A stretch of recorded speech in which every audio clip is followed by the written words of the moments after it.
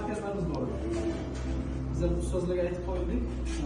Sponsorlar bo'lsa, degan ochsaydi, bu kishi taklif qilgan. Hozirgi kunda eng sog'liqli amal shu ta'limda. Biz sizlardan duo olmoqchimiz. Bismillahirrohmanirrohim.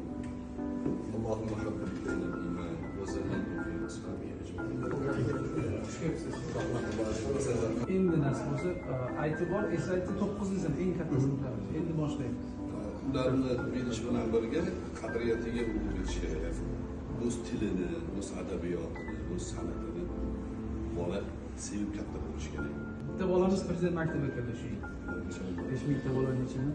Ustoz maktabimizdan. Qadriyat. Kitoblar bor. Maktabimiz kutubxonasida.